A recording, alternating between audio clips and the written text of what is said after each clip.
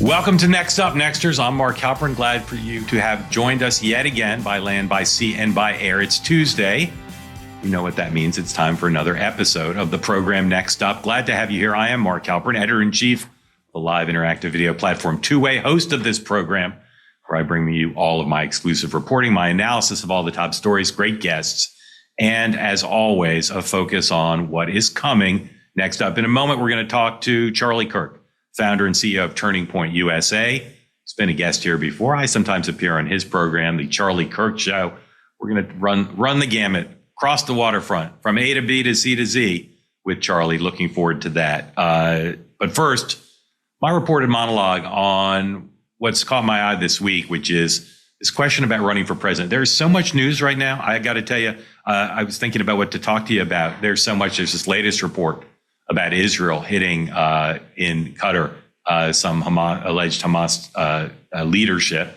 There's the North Carolina murder. There's the Epstein story. There's all sorts of things. And we'll talk about a lot of that with Charlie. But what I wanted to talk to you about was this question of running for president, because I get asked about it all the time.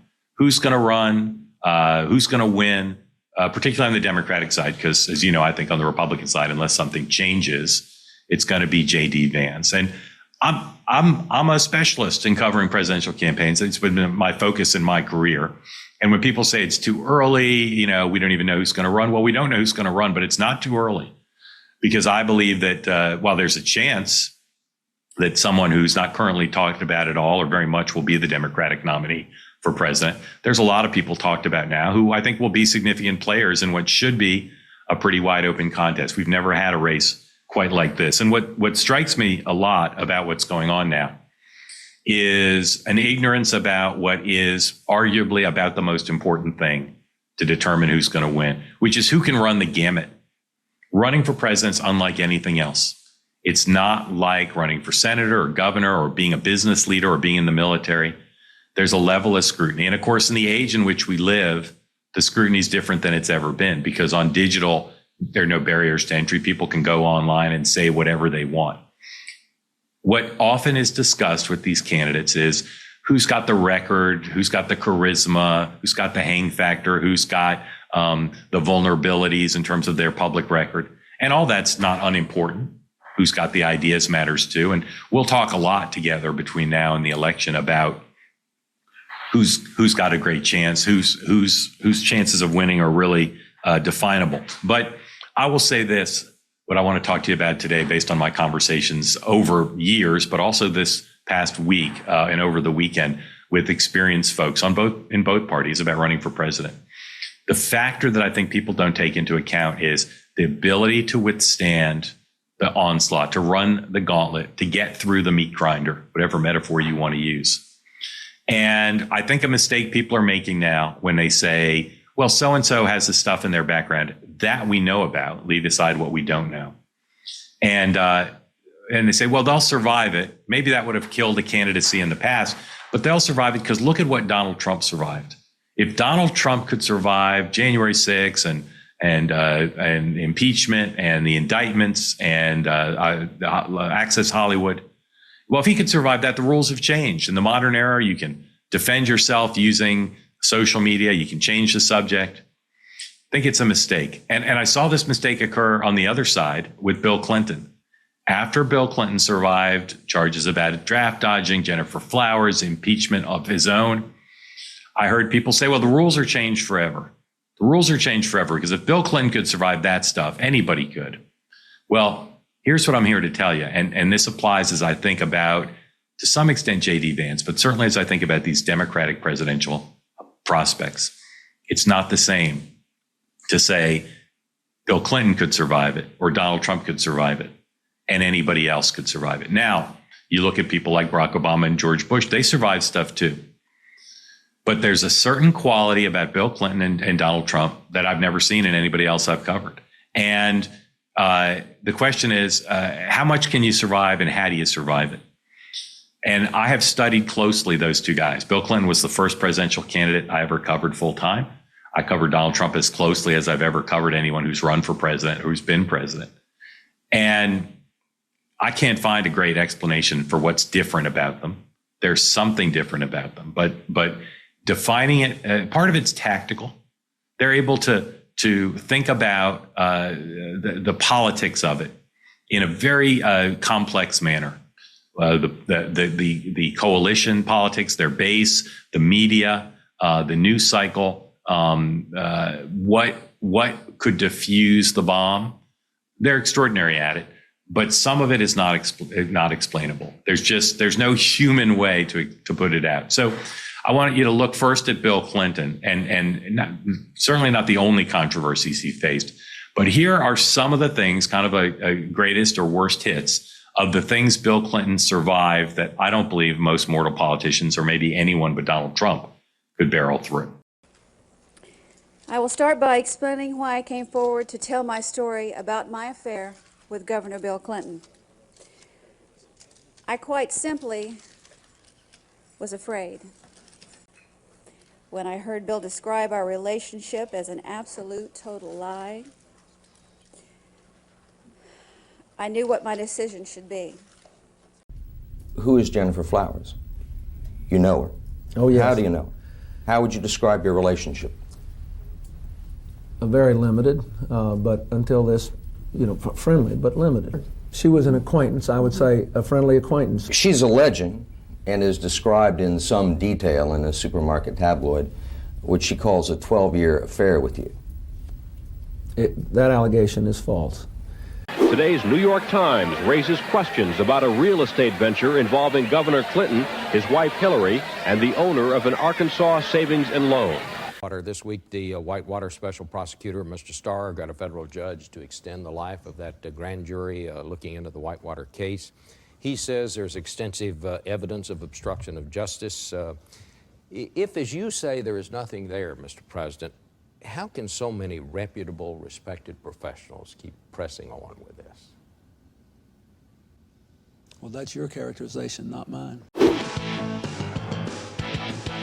Another extraordinary day in Washington as the intern sex scandal involving President Clinton continues to unravel. Again today, with PLO Chairman Yasser Arafat at his side, Clinton denies having a sexual relationship with White House intern Monica Lewinsky, and that he asked her to lie about it to investigators. And tonight, Monica Lewinsky's attorneys tell us that she has told prosecutors all she knows.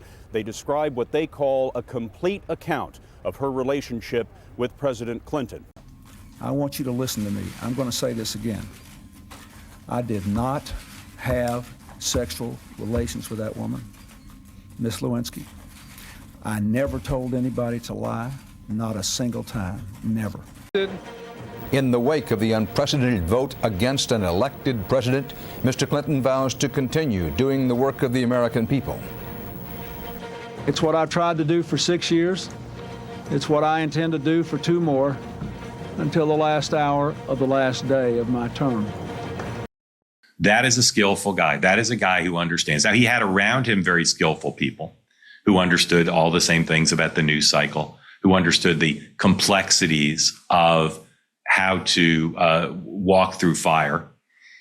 But he did it. He did it. And the people who said, he had people around him who were called the masters of disaster.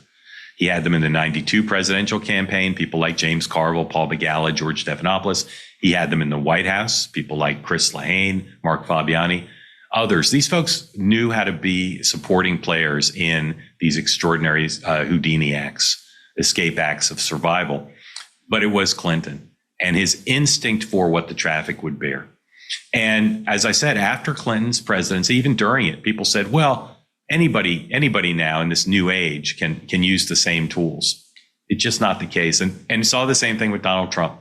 I remember the time around the Access Hollywood video coming out and being told by lots of reputable political analysts, political operatives, no way this could be he could survive this. And yet he did. And very similar to Clinton.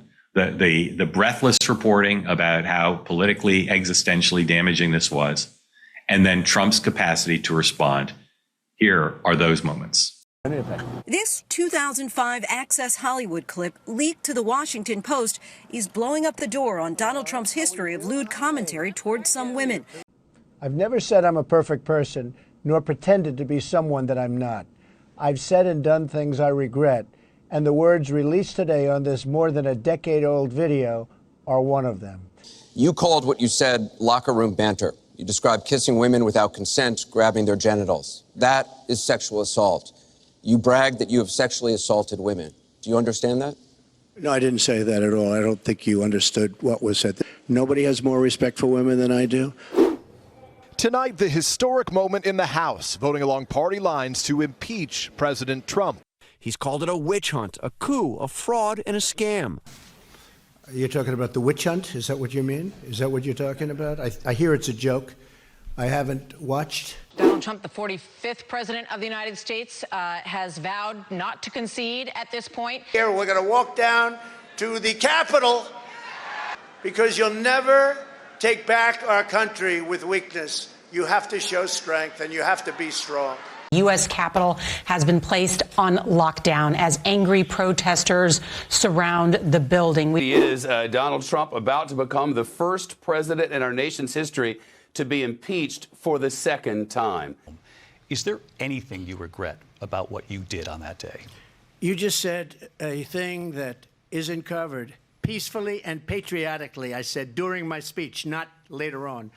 Peacefully and patriotically. John James, is he a congressman, this guy?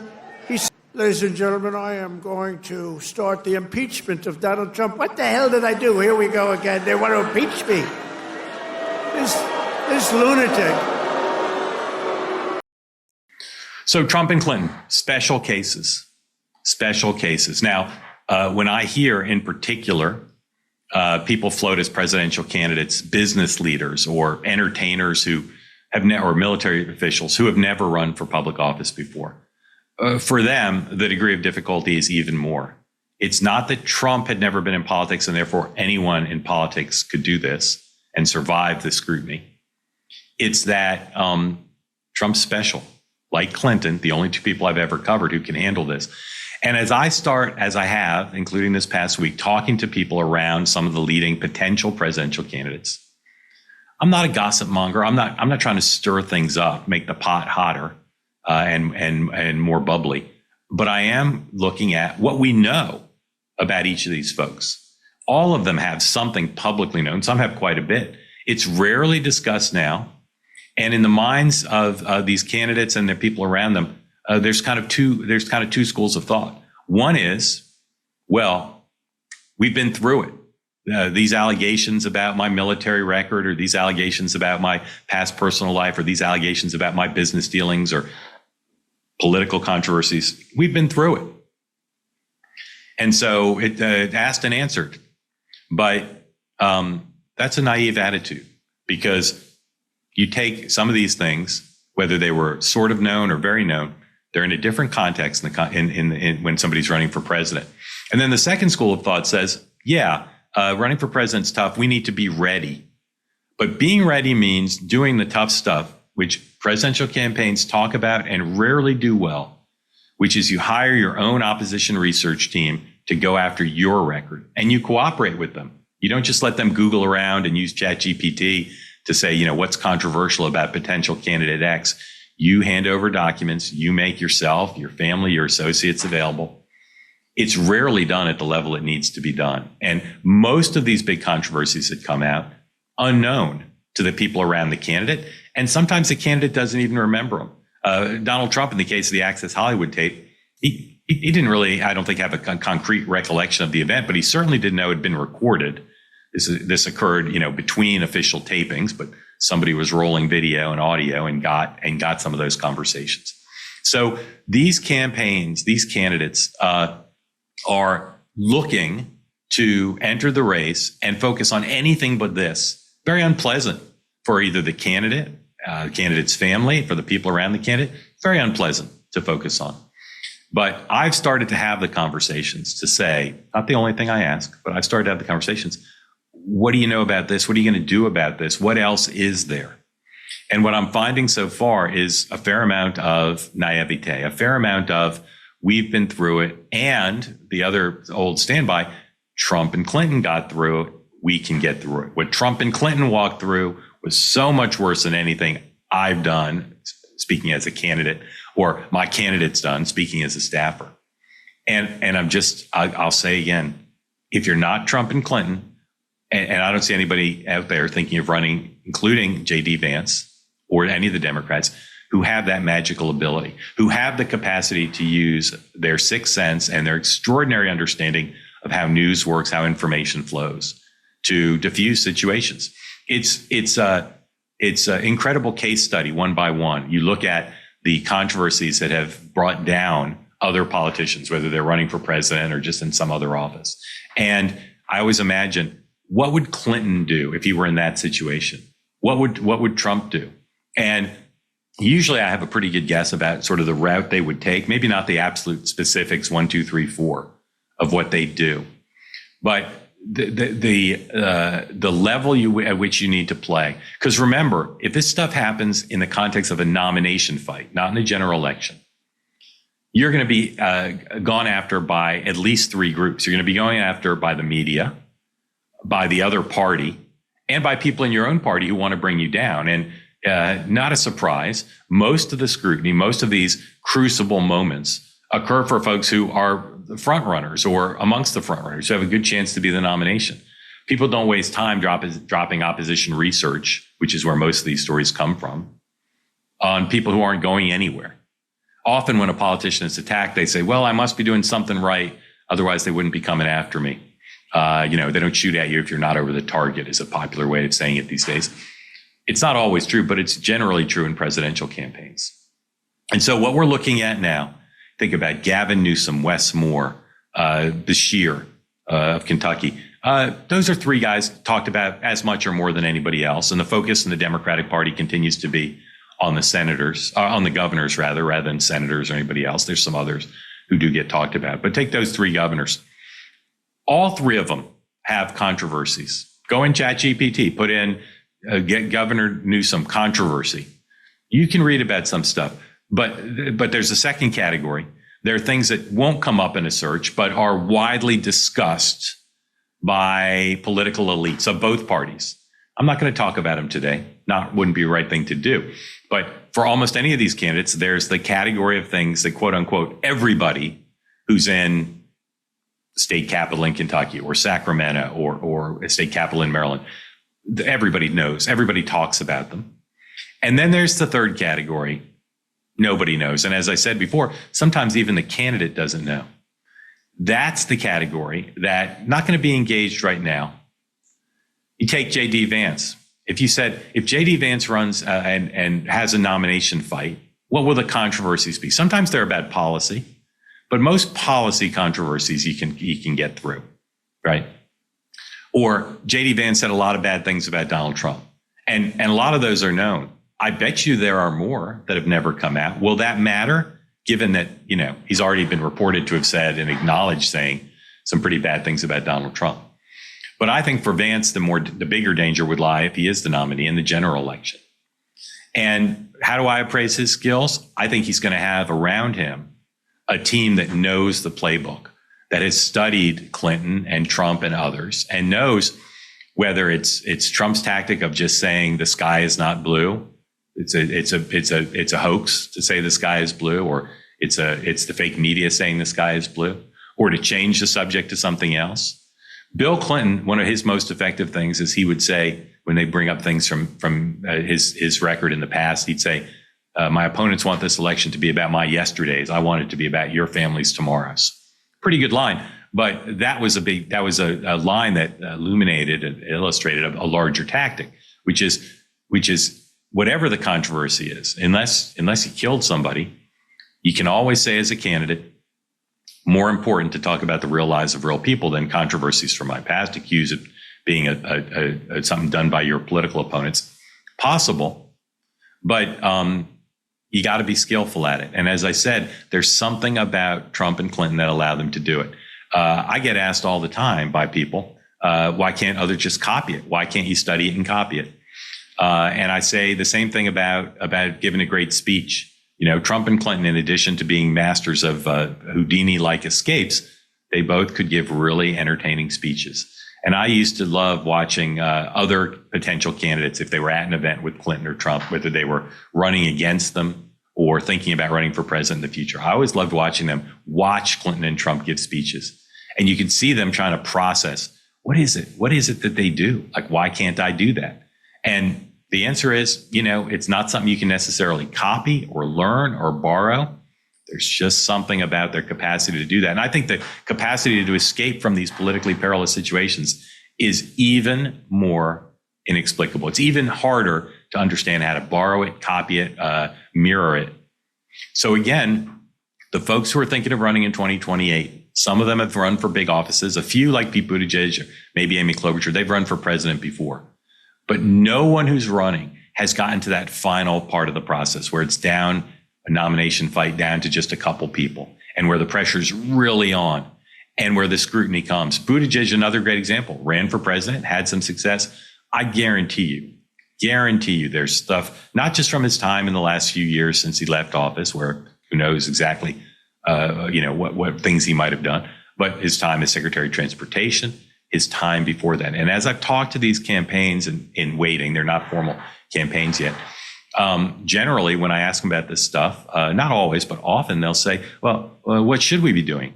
How should we be preparing? And of course, the answer is learn everything you need to know about the candidate's past. Be ready so you're not hit with something, out of the blue. But as I said, two problems with that. One is you don't know everything that's coming, because nobody does, even the candidate. And the candidate often knows and isn't saying, or has suppressed it. But the other thing is you can't prepare for the need to be magical. You can't prepare for the need to be able to say, I got this, I'm going to change it. I can't tell you the number of people who thought Clinton was dead politically. The people around him in 1992, in 1997, around impeachment, people, grown adults in tears saying it's over. And same with Trump.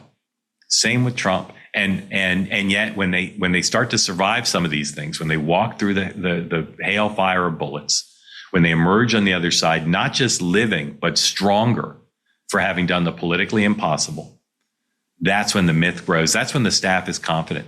And now, Team Trump, I guarantee you, there's nothing that could happen, nothing literally that could happen, where they would go back to what happened after Access Hollywood and some of these other things, saying, that's it, our guy's done. Our guy's a great political athlete, but he's done. I cannot name a thing. Of course, Trump's famous, if I shot someone on Fifth Avenue. I cannot name a thing. And it's the same with Clinton back in the day. After a while, you get the joke. They've got a certain capacity that's ineffable that allows them to do this. I'd urge you, as you watch these candidates, prospective candidates, I'd urge you to think about, how do they deal with crises? Governor Shapiro of Pennsylvania, who I was so high on, my sources and I agreed. He looked like he was the person to beat. He has not shown, quite the opposite, this capacity. He has shown an inability to address these things in a way that puts them to bed and allows them to move on. Personal controversies, personnel things, some issues things. So when you're evaluating prospective candidates, whether you're Republican, Democrat, Independent, if you're thinking about J.D. Vance, if you're thinking about some of these Democrats, ask yourself the question, do they have what it takes? Some version, maybe not the magical Trump-Clinton version, but they have what it takes to survive that firestorm. Because believe me, no one walks into the nomination, no one walks into the general election without that capacity to survive. All right, that's what's on my mind for this week. We're going to come back in a little bit and talk to Charlie Kirk. But first, tell me what you think about what I just said. Tell me about this reported monologue and your view of it. Send me an email at nextuphalperin@gmail.com. That's nextuphalperin@gmail.com. You can always find the program and our clips on X, on Instagram, and on TikTok, where all the kids hang out. At nextuphalperin is our handle. And of course, watch the program if you want to see me, what I've chosen to wear on any given day, whether there's a ketchup stain on my shirt. You can watch us on youtube.com/@nextuphalperin. And next up here, the one, the only, Charlie Kirk. That's next up. Listen up now. If you're 64 years or older, this is important. The Department of Justice recently sued 3 major Medicare brokers for claiming they were unbiased while allegedly pushing people into plans that got them the biggest kickbacks. It's true. So many insurance agents just can't be trusted. but you can't necessarily rely on government resources either. That's why I want you to know about something called Chapter. Chapter was started by people who went through this personally themselves after their own parents were pushed into the wrong Medicare plan by an agent more focused on commissions than on care. Chapter's mission is very simple: to give every American the honest, straightforward Medicare advice they deserve. And here's what makes them different. They're the only Medicare advisor that compares every plan across the country, not just a handful. That saves their clients an average of $1,100 per year. There's no reason not to call. It's quick, it's easy, and they can review your options in under 20 minutes. If you're already in the right plan, they'll tell you that. But if there's a better plan, they'll help you switch. This could be the most important call you make this year. Dial pound 250 and say Chapter Medicare to get peace of mind. Again, that's pound 250 and say Chapter Medicare.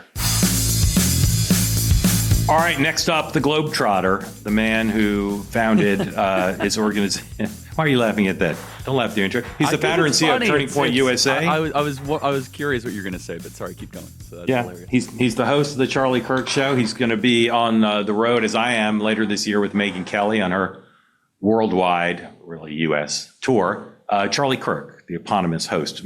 Charlie, welcome back. Thank you for making time.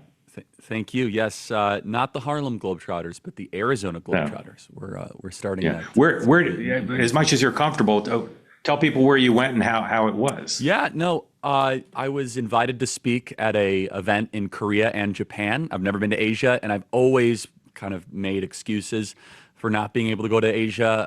I'm too busy. There's an election. I said, you know what? No more excuses. So I had an opportunity to see both countries the first time. Incredibly clean, orderly, wonderful people, a different world in some ways, and Tokyo especially. I mean, I only spent a day in Tokyo, which just doesn't do it even close to service or justice. But amazing trip. Got back a couple days ago, and 3 days in Asia, and so we're back now, and our campus tour is starting tomorrow. Yeah, 3 days is not enough to get over the jet lag, so I'm not quite sure how you did it. What was memorable for you first time in Asia? I've been many times. I spent a lot of time in Japan, been to Korea a couple times. But what stood out to you as a new experience, revelatory? Yeah, I mean, look, just it kind of ties to domestic American politics, but I was able to walk the streets of Seoul at 5 a.m. and I mean, just how clean and orderly, very few, if any, homeless people, very little, if any, graffiti. Their crime rates are incredibly low. It's a very high trust society. I mean, Mark, there is this one situation where you're able to leave all of your bags outside a convenience store unattended when you go into the convenience store. It's just kind of the way they do things. No one's really worried if someone's going to steal your luggage or your bags, which was very bizarre when you see kind of 50 bags outside of the store. But those countries are also missing, I think, a dynamism that we have in our country as well. So it's not all something that we should necessarily apply. But boy, when it comes to crime, when it comes to cleanliness, I'm very envious because I wish our major cities were as clean and orderly as theirs are. And Tokyo especially, I mean, just Tokyo is a phenomenon. And the last thing I'll say that really was a takeaway was how seriously the people of Tokyo took the little jobs, whether it be a janitor, a bus driver. They dress well, they'll bow when you come by. They're always like, that is their task to perform, no matter how small or how big. And it just kind of reminded me of a broader sense of duty that I'm afraid that we're losing in the West. Yeah, I mean, as you usually do, you've put your finger on it, both the strengths and weaknesses, the order, the pride, the discipline. It's incredibly attractive for not just a tourist, but for a cohesive society. On the other hand, they don't have our dynamism, and you see that particularly the Japanese economy that struggled for so long. They really finding the right balance is key. You brought up crime, and it's one of the topics I really wanted to talk to you about. Yep. What an incredible story, Irina Zarutska. Her life story, I think, will be told both in the United States and Ukraine for years to come.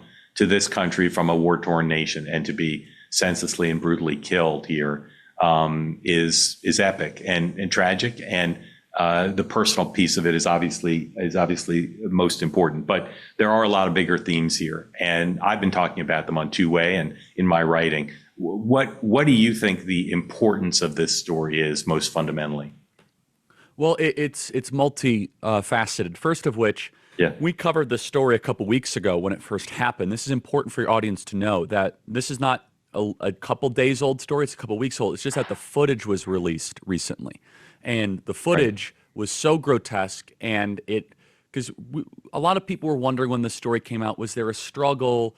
Did she have any background with this guy? It was not clear, right? So we just the headline was Ukrainian refugees stabbed to death on mass transit. Like, okay, there might be more to the story. Turns out this was one of the, in my opinion, I've ever seen coldest, most senseless murders I've ever seen. She had no interaction with this guy whatsoever. She was sitting minding her own business, and he just takes out a knife and just decides to stab her. The big component of this, though, is that this was so preventable. He had 14 priors. And one of my passion projects is going to be part of me atoning for my sins in this regard, because I used to be sympathetic and even push for this legislatively in a prior life, is this whole criminal justice reform stuff has been a complete failure. And a lot of people on the right fell for it, and it was obviously pushed for people on the left, and the Koch brothers put a lot of money behind it. But how many more examples do we need of somebody with 10, 12, 13, 14 priors that then goes and commits a murder? This is not an isolated thing. We now see that this is not, there's some people that have demonstrated that the current model is not able to rehabilitate these people. So I think that is really where I want to focus a lot of my attention, which is, what are we really doing here in regards to this whole fake and fraudulent criminal justice push that we've seen the last 10 years especially? Is it making us safer? Is it making our streets better? And I understand the intention of it. I understand that there's some people that get caught up in that thicket that probably are in jail for too long, or the evidence could have been better weighed. But largely, we do not have enough people in prison in this country. And I can defend that. It's very defensible, actually. Only half of America's murders are even solved. You think about that, Mark. Only half of our murders in our country are solved. That means 50% of our murderers are walking the streets of our cities. We should have more people in prison. Not to mention this guy should have been in prison, and the multiple other situations that are resembling this. And so, look, I do say this with some form of just heaviness. I don't like politicizing situations like this, but it just necessitates it because there are so many dynamics at play here. And then, yes, the other part of this is that based on the information evidence we have, the attacker did say, "I got that white girl." The attacker racialized it in his own telling of this situation.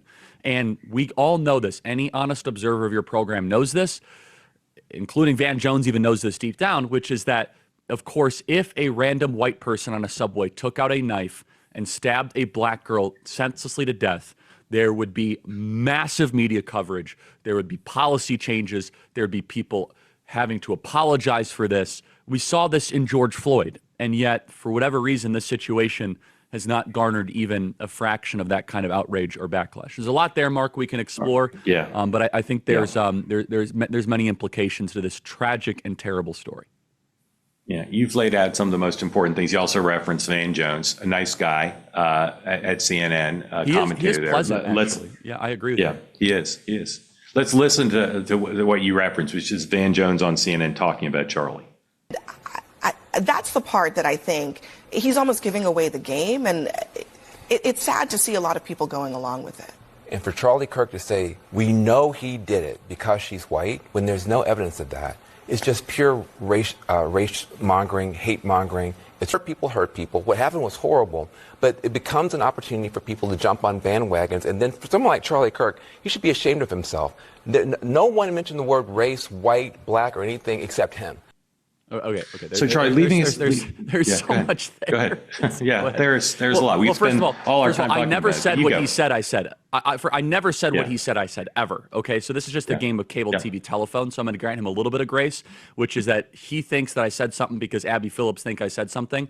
The second part I did say, which is I was not making this about race at all. In fact, I did say the second part, which is that, of course, if roles were reversed, there would be national outrage. Everybody knows that is true. That is a material fact, 100% true. But to the other part of this, that the attacker did say, "I got that white girl." Van Jones did not mention that. And just as a side note, I don't want to go down this rabbit hole. Okay, fine. Go ahead. I'm sorry. What does it matter that he said that? I'm not saying it doesn't. I just want you to put in words. Why does it matter that he apparently said that? The alleged killer. I mean, he didn't say I got that girl. I mean, he racialized the attacker as a black man. What does I it don't matter? even know if it matters. It matters. Well, let's just go back. It matters because they racialized Floyd, even though Keith Ellison said there was no evidence of racial animus in that situation. Keith Ellison, the Attorney General of Minnesota, said there was no racial animus in the Floyd situation. In fact, he dismissed that repeatedly at press conferences when the media was trying to bait it. So Van Jones, even though I believe George Floyd overdosed on drugs, I don't want to go in that situation. Ben Shapiro has done phenomenal scholarship on that. But I would ask you, Van Jones, what evidence do you have that Derek Chauvin acted racially? Why are you implying that in your answer? And you guys made us believe that for an entire summer. I have more evidence that this madman acted racially than Derek Chauvin did against George Floyd. And anything to the contrary, it goes that you are the race hustler, Van Jones. You're a very sweet person. I've met you before, but you are the race hustler, calling me a race hustler. It's true. But again, there's so much of this we could discuss. But here's where I want to open the aperture a little bit, because so often people on your side of the aisle say this because they did it first, right? I don't want this woman's death to be caught up in George Floyd. I want you all to do what the left has not done largely, which is turn the other cheek, and just let's focus on what can be done to fix the problem that this puts in sharp relief. Because if what this becomes is a fight over they racialize something first, so now we're entitled to racialize it. But we're that doesn't serve her memory. Mark, the attacker mentioned she was a white girl. That is not me. But Charlie? What is it? It does. Hold on. I'm not saying you made it up. Yeah. No. It matters. Hold on. It does matter because it shows that was an attack on a white person because of the color of their skin. And because of the rules of modern political warfare, we're told that is the worst thing that can possibly happen. We are told in the Post-Civil Rights Act America that if somebody is targeted based on their race, that is the ultimate sin. So excuse me when all of a sudden I try to make the left live by their own moral standard. And that's what I'm doing. So the left lectured us, burnt down America, changed our institutions, raised billions of dollars. We don't know where it all went, all to make us have to change our entire language and our configuration around something that there was no racial animus of, which was the death of George Floyd. All of a sudden, we start to make the left live up to their own book of rules. And I'm told that I'm a race hustler. That's why it matters. It matters because it exposes the fraudulent nature of their racial posturing that they've done these last couple of years. That's why it matters, Mark, right? Even beyond that, it should matter that if a white person is targeted based on the color of their skin and the media doesn't care, because the media doesn't care when white people get killed. By evidence of no coverage of this. I mean, again, Mark, just to say this, if it was a black victim, because of the construct that we have in our current modern political landscape, we are told to believe that if a white person were to kill a black person, that is unspeakable sin, of which it would be terrible. But if a black person kills a white person because they're white, it's not even newsworthy. The New York Times, BBC, NBC, ABC, you've seen all the legacy silence on this, and it's only a news story because of social media. So it does matter because we as conservatives are going to make the left have to live by their own book of rules, and maybe we can rewrite a new book of rules, where is that, hey, let's have a color-neutral society where it really doesn't matter what color you are, but insofar that the attacker invoked race, we are then going to make Van Jones, who was one of the chief race hustler designers in the summer of 2020, that made America more dangerous, made our cities worse, and in result, made America more unnecessarily racially divided. I listened to and understand everything you said. I'm for a new book of rules. That's my point. There's all sorts of ways. I hope you understand. No, I understand. I know you're not. I know you're not. I just, in the spirit of the platform that you have and the ability you have to influence folks, I'm looking to end, my view of the liberal media and the bias and how upset people are justifiably about that. I don't disagree with your analysis of the Floyd situation. What I want for my kid and your kids is an America and a set of political conversations that don't say eye for an eye. The left did this, so now they're going to have to eat their own rule book. They're going to have to live by their own rules. Because in this case, there's plenty to discuss that don't involve the failure of the media, although it's getting covered a fair amount now, and that doesn't involve the left's hypocrisy. Well, sure. Well, partly, sure. Although I think it would have gotten coverage because of the video.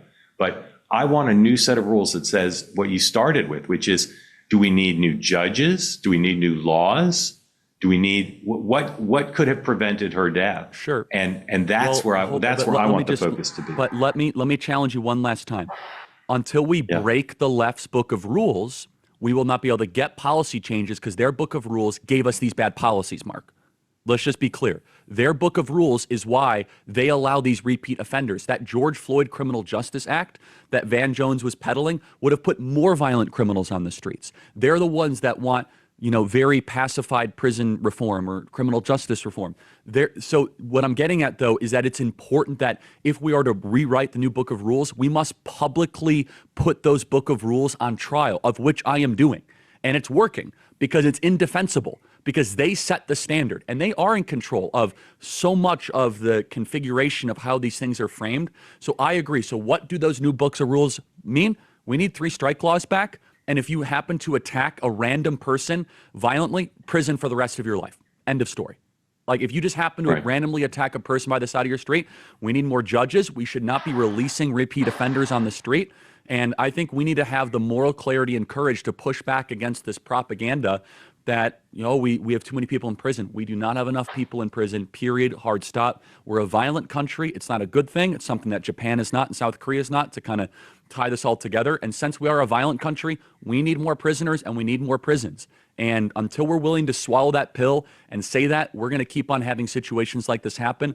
And our inner cities are going to be chaotic places of crime where you don't know if you're going to be getting on a subway and if you'll get home or whether something's going to happen to you.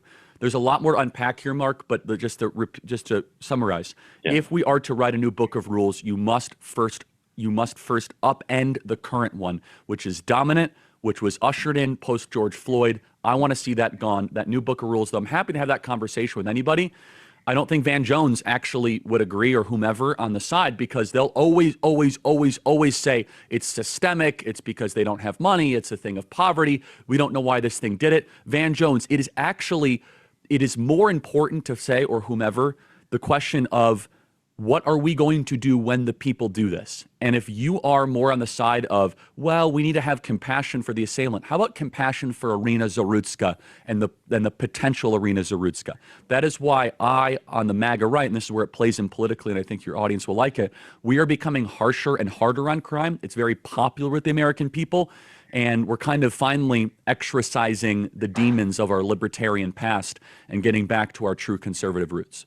All right, we could talk about this forever, but we're going to take a break. And next up, Charlie and I are going to talk about the economy and young people. Stay with us. That's next up. All right, let me tell you a story now about a guy named Leo Grillo. He was on a road trip, and Leo came across a Doberman. The dog was severely underweight, clearly in a lot of trouble. So Leo rescued that Doberman, and he named him Delta. Sadly, though, of course, Delta is just one of many animals that needs help, which inspired Leo to start Delta Rescue. It's the largest no-kill, care-for-life animal sanctuary in the world. They've rescued thousands of dogs, cats, and horses from the wilderness, and they provide all their animals with shelter, love, safety, and a home. This dedication and everlasting love to animals, that's Leo's mission and Leo's legacy. Delta Rescue now relies solely on contributions from people like all of us. So if you want caring for these animals to be part of your legacy, speak with your estate planner, because there are tax savings and estate planning benefits as well.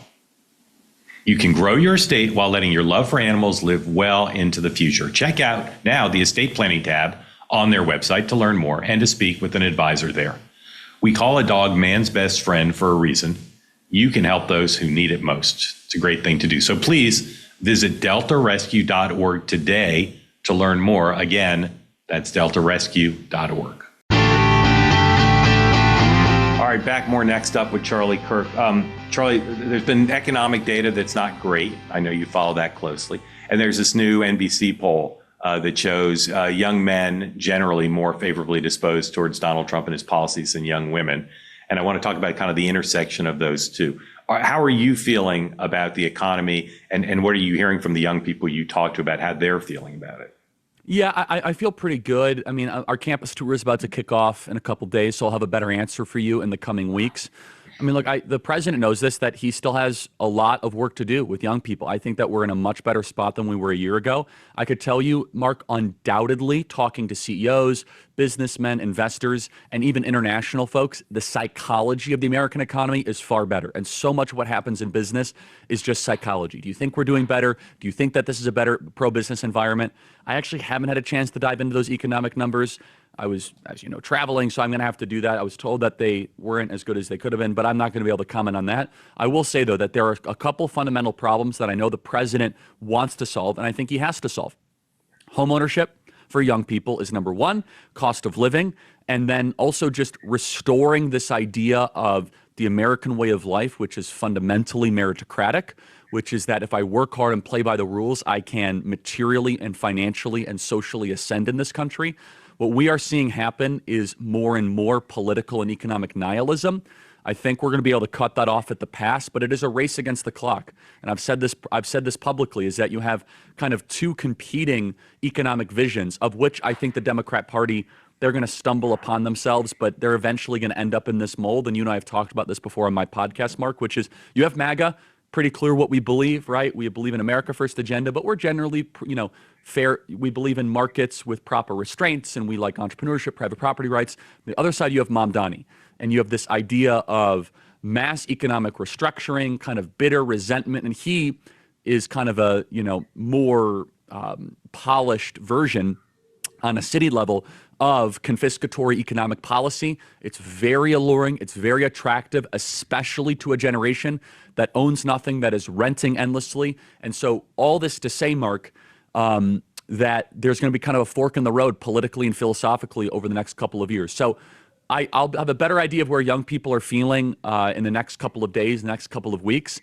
But there's definitely more work to do. But I think the president's successes so far have been notable. We are seeing housing prices go down finally in the Sun Belt. That data came out the last couple of days. We're starting to see housing go down a little bit. But the biggest thing is going to be, can we grow the economy for young people in particular, not just for late Gen Xers and baby boomers.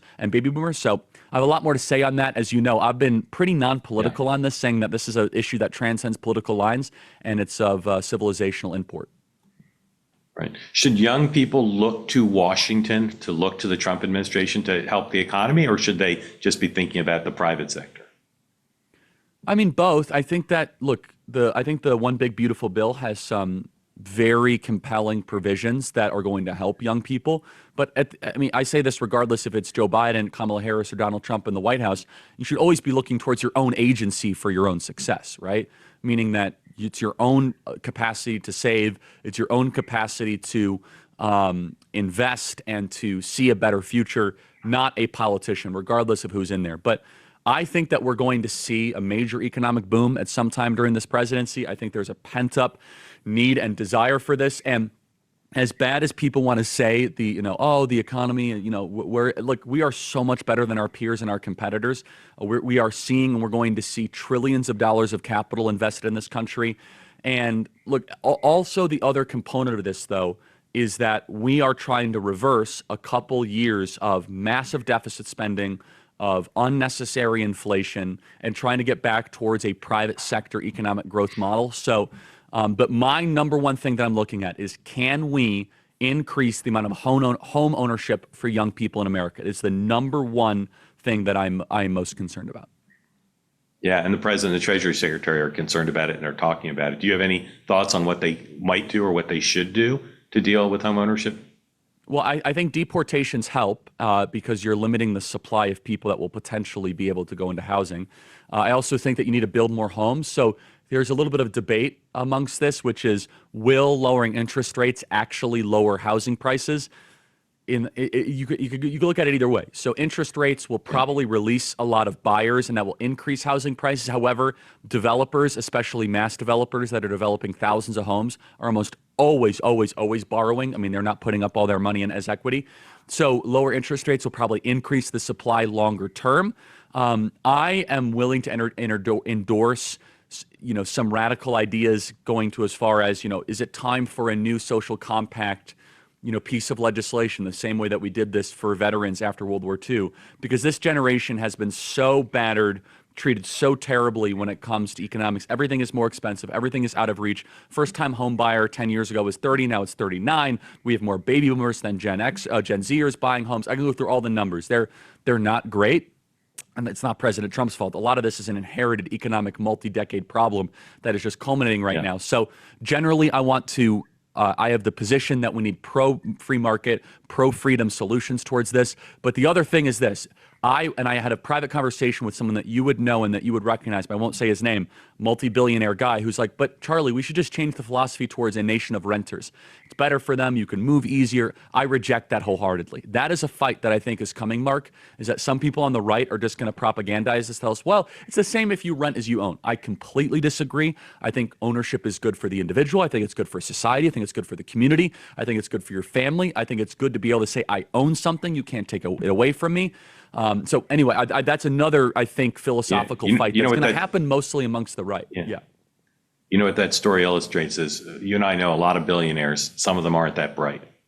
I don't know how they got so rich because they're not that bright. I mean, look, we know they might a be lot of bright ones too, but yeah, I will say though that if you've made money yourself as a billionaire, you're probably good. You're probably amazing at one or two things. That does not mean you're good but not everything. Yeah. That's one of the lessons that I've learned being around America's ruling class. So. Yeah. I mean, well, someday I want to do a whole show with you about billionaires, but not today. This NBC poll. Okay, good. I realized the other day, I know almost 10% of America's billionaires.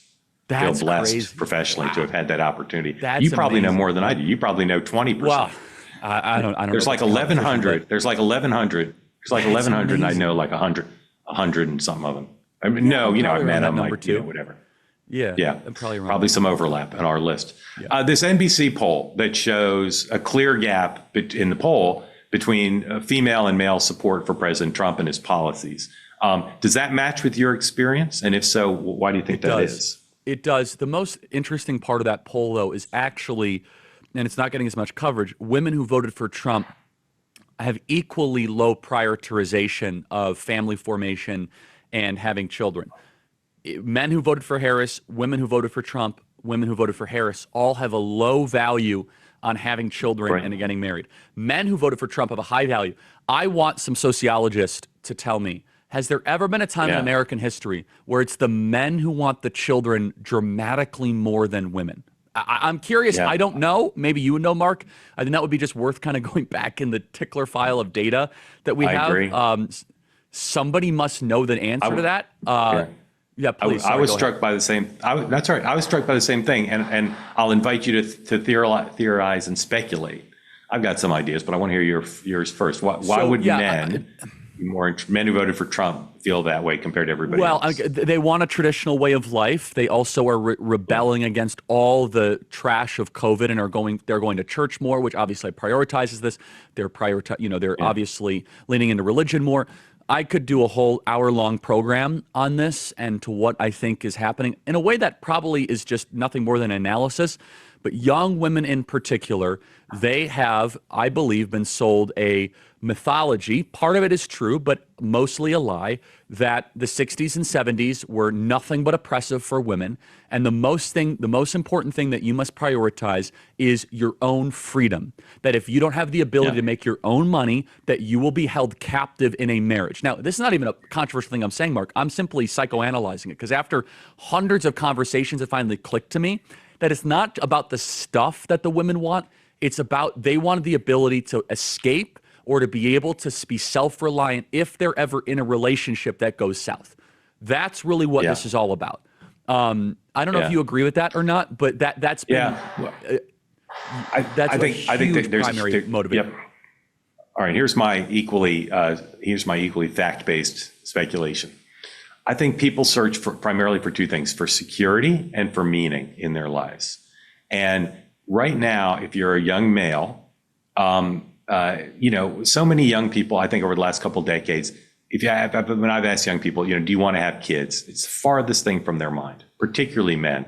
But I think for now, we've had a switch for a variety of reasons, which we could speculate about or talk about, where men see meaning and security in having kids. And women, young women, see meaning and security in having more independence. because they need to be in the market. They need to build human capital. They need to not be as vulnerable to reliance on a spouse. Whereas for men, they're moving towards that. They don't want to wait till they're 40 to have a kid. They want the security and meaning that comes with starting earlier. I think that's all right, and I don't think any of this is good. That's where this is not a good trend. It's actually really bad. I mean, it's good that men want kids, but this is not. If you just to final point on the NBC poll, it's not like women ranked having kids as like 4 or 5. I mean, it was at the bottom of the list, right? It was very evidently like, and then for the men, it wasn't like they ranked at 4 or 5. It was at the top of the list. So there is something just alarmingly dramatic happening that needs to be explained and explored. Yeah, and fixed, because this goes back to the economy and housing. When I talk to young people, they're incredulous that they could buy a home big enough for themselves and maybe a spouse. But when you say, are you in a trajectory to buy a home big enough for kids, to be able to afford to send them to school, to take family vacations? It's the farthest thing from their experience. It's the farthest thing from what they feel is in their grasp. And so until that's fixed, what you and I want, which is for people to get married and have kids earlier, not just so that they can enjoy it, but for all the societal benefits of that. It's so they can't afford it. It's implausible. It's implausible for them to think, I'm going to go buy this 4-bedroom house in a nice neighborhood and start to save for college. It's not 1.7 million bucks, right? I will say that this is something that we as conservatives have to address and solve. If not, naked political opportunists on the left will take advantage of this situation. And Mamdani is the coming attraction of that. Yeah. When you think about Mamdani, the president and his team have expended effort. Some of this happened while you were gone. You probably missed some of it, but they've been trying to get Cuomo elected. I mean, we don't need to put a fine point on it. They want to stop Mamdani, partly because of their own personal wealth concerns, but also they love New York City and they don't want a socialist mayor. Do you think that there's what are the prospects, do you think, at this point, that there'll be a plan to get Cuomo the victory? I don't know. I don't know. I've not talked to the Trump team at all about this. The only conversation I had with the president was when I encouraged him to try to get Curtis Sliwa out of the race, and he was not a big fan of Curtis.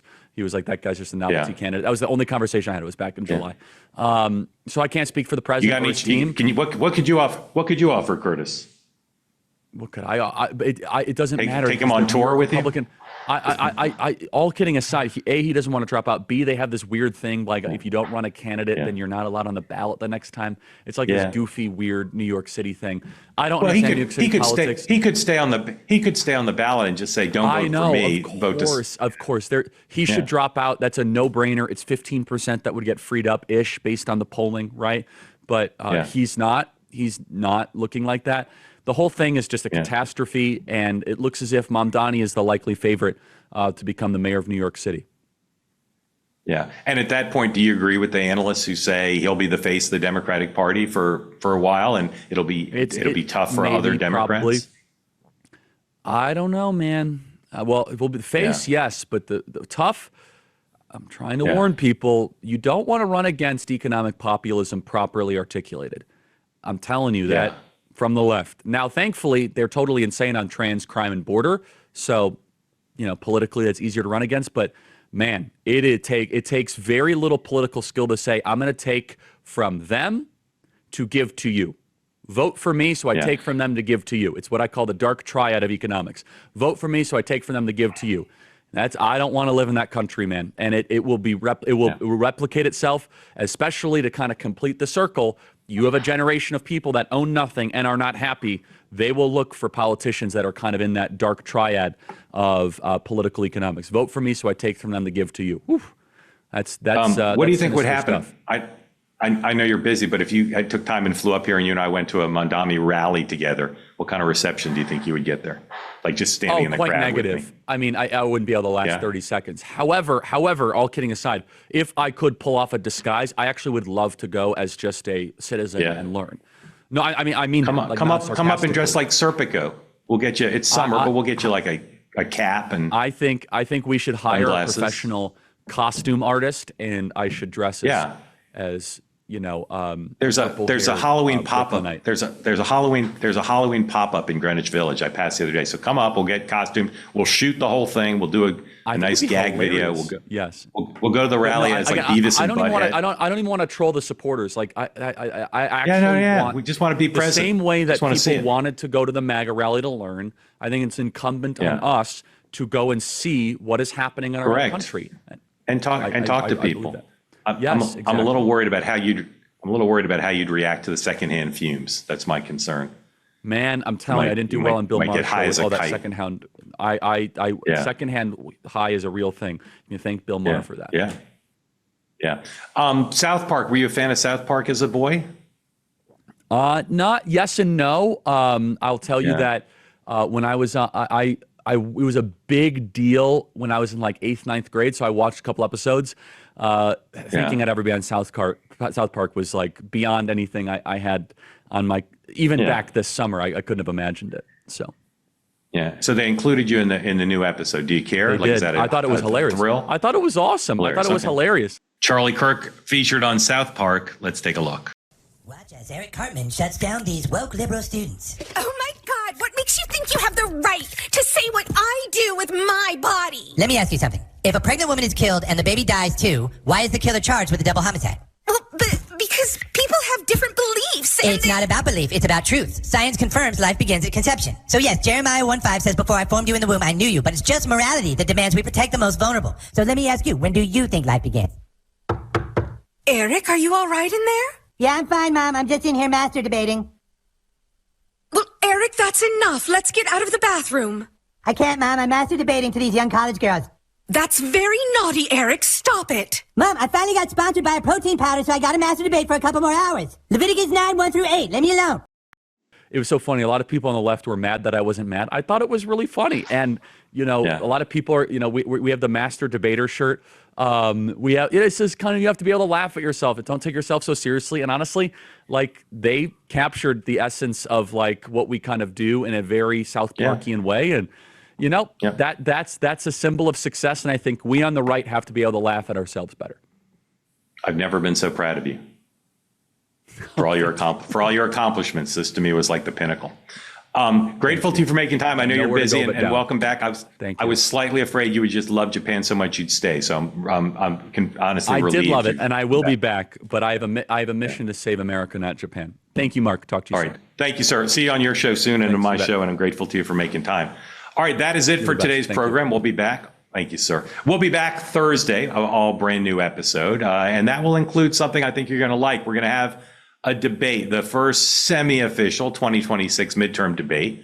I'm going to be moderating a conversation between two gentlemen who would like to be governor of California, Republican Steve Hilton, Democrat Stephen Klubeck. They will join us, and we're going to talk about the issues that matter in California. 1 in every 7 Americans lives in California. This isn't going to be like a legacy media debate. We are doing something I hope you'll like and hope other candidates will enjoy. We're updating the old network news debate format, we think, for the better. We're going to fit what happens here in the new media, in the non-legacy media. Today's political climate, a good, substantive, fun, interesting conversation where you'll get to understand these two guys putting themselves forward to be governor of our biggest state. So don't miss it. We'll see you on Thursday. And of course, always make sure, help us out and be part of the Nexter community. Subscribe, download Next Up wherever you get your podcasts, including Apple and Spotify, and watch us on YouTube.